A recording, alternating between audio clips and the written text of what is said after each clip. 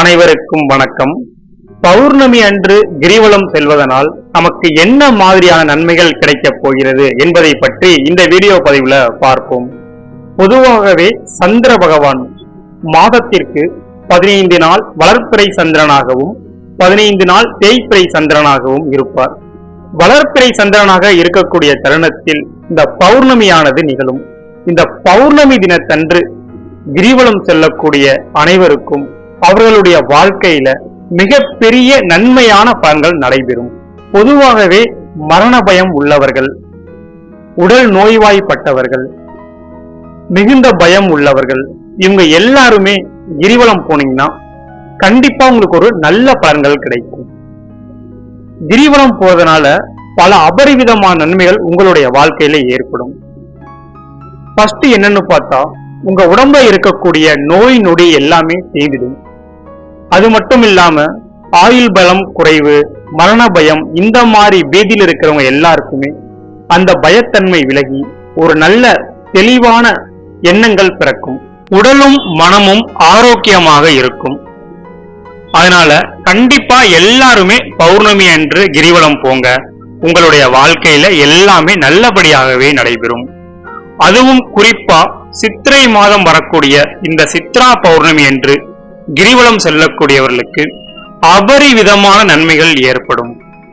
ஏன்னா சித்திரகுப்தனுக்கு உகந்த நாள் இந்த பௌர்ணமி அன்னைக்கு நீங்க கிரிவலம் போயிட்டீங்கன்னா நீங்க செய்யக்கூடிய பாவ கணக்குகள் எல்லாமே குறைந்து நற்கணக்குகள் உங்களுடைய வாழ்க்கையில ஏற்படும். எவ்வளவு நீங்க பாவம் செஞ்சிருந்தாலும் அந்த பாவத்தினுடைய கணக்கை படிப்படியா சித்திரகுப்தன் உங்களுக்கு குறைப்பார். இந்த சித்ரா பௌர்ணமி அன்னைக்கு எல்லாருமே கிரிவலம் போங்க. சிவனை மனதார தரிசனம் பண்ணி கிரிவலம் போங்க. கண்டிப்பா உங்களுக்கு எல்லாமே நன்மையாகவே நடைபெறும். உங்களுடைய பாவ கணக்குகள் குறையும், ஆயுள் கூடும், உடல் ஆரோக்கியம் வலுப்பெறும்.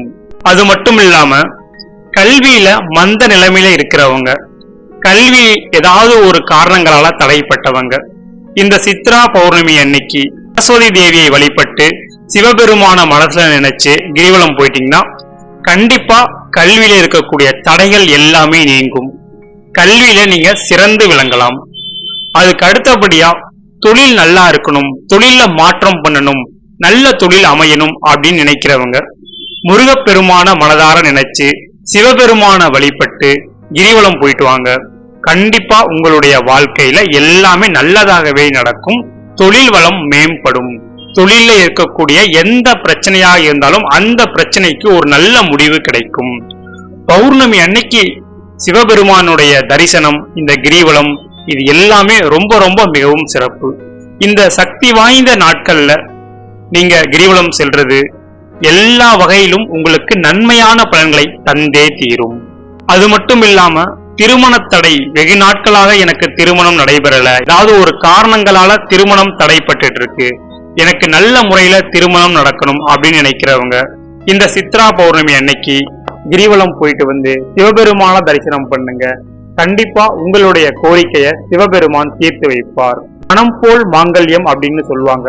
அது போல உங்கள் மனதிற்கு ஏற்ப நல்ல வரன் அமையும். வெகு நாட்களாக எனக்கு குழந்தை வரம் இல்லை, ஏதாவது ஒரு காரணங்களால குழந்தை வரம் தடைப்பட்டு இருக்கு, எவ்வளவோ மருத்துவ செலவுகள் செஞ்சுட்டோம், எவ்வளவோ வீண் செலவுகள் செஞ்சுட்டோம், இருந்தும் கூட எங்களுக்கு ஒரு குழந்தை வரம் கிடைக்கல அப்படின்னு நினைக்கிறவங்க இந்த பௌர்ணமி அன்னைக்கு கிரிவலம் போய் சிவபெருமான தரிசனம் பண்ணுங்க. கண்டிப்பாக எல்லாமே உங்களுடைய வாழ்க்கையில நன்மையாகவே நடக்கும். குறிப்பா ஒவ்வொரு மாதம் வருகின்ற பௌர்ணமி அன்னைக்கு கிரிவலம் போறது ரொம்ப ரொம்ப சிறப்பு. அதிலையும் இந்த சித்ரா பௌர்ணமி அன்னைக்கு கிரிவலம் போகிறது இன்னும் மிகவும் அற்புதமான பலன்களை உங்களுடைய வாழ்க்கையில தந்தே தீரும். திருவண்ணாமலை போய் கிரிவலம் செல்றது இருக்கிறதுலே ரொம்ப ரொம்ப சிறப்பான அமைப்பு. என்னால திருவண்ணாமலை போக முடியல அப்படின்னா உங்க ஊர்ல இருக்க சிவபெருமான் சன்னதியில போய் சிவபெருமான தரிசனம் பண்ணிட்டு கிரிவலம் போயிட்டு வாங்க. கண்டிப்பா எல்லாமே உங்களுக்கு நன்மையாகவே நடக்கும். முடிந்த அளவு திருவண்ணாமலை கிரிவலம் போயிட்டு வர்றது ரொம்ப அற்புதமான பலனளிக்கும். நான் அந்த கிரிவலத்தை வெற்றிகரமா நீங்க முடிச்சு சிவபெருமானுடைய தரிசனம் பெறும் பொழுது கண்டிப்பாக உங்களுடைய வாழ்க்கையில ஒரு நல்ல பலன் நடந்தே தீரும். அதே போல இந்த கிரிவலம் போறவங்க ஏனோ தானோ அப்படின்னு கிரிவலம் போகாம சிவபெருமான மனசுல நினைச்சு சரியான முறையில கிரிவலம் போயிட்டு வாங்க. ஏன்னா சில பேர் கிரிவலம் போறேன்ட்டு வேகமா போவீங்க, ஹெட்செட்ல பாட்டு கேட்டுட்டு அரட்டை அடிச்சுட்டு இப்படி எல்லாம் போனா உங்களுக்கு பலன் கிடைக்கவே கிடைக்காது. உங்களுடைய கோரிக்கைகள் என்ன, நம்ம எதற்காக கிரிவலம் வரோம், அதை நினைச்சு சிவபெருமான மனசுல நினைச்சு சரியான முறையில கிரிவலம் போயிட்டு வாங்க. கண்டிப்பா உங்களுக்கு ஏற்படக்கூடிய பலன்கள் இரட்டிப்பாகும். உங்களுடைய குறைகள் எல்லாமே நிவர்த்தியாகி சிவபெருமானுடைய அருளால எல்லாமே உங்களுக்கு நல்ல பலன்கள் நடந்தே தீரும். இந்த சித்ரா பௌர்ணமியை மிஸ் பண்ணிடாதீங்க. உங்களுடைய கோரிக்கைகள் எதுவாக இருந்தாலும் சரி, அதை சிவபெருமான்கிட்ட சொல்லிட்டு இந்த கிரிவலத்தை தொடங்குங்க. கண்டிப்பா உங்களுடைய வாழ்க்கையில உங்களுடைய கோரிக்கைகளை சிவபெருமான் தீர்த்து வைப்பார். கண்டிப்பா ஒரு நல்ல பலன்கள் நடந்தே தீரும். நீங்க மனதார செய்யக்கூடிய ஒவ்வொரு காரியமும் உங்களுக்கு முழுமையான நல்ல பலன்களை அளித்தே தீரும். அன்பான சகோதர சகோதரிகளே, வருகின்ற சித்ரா பௌர்ணமி அன்னைக்கு எல்லாருமே கிரிவலம் போங்க, சிவபெருமானுடைய அருளை பெறுங்க.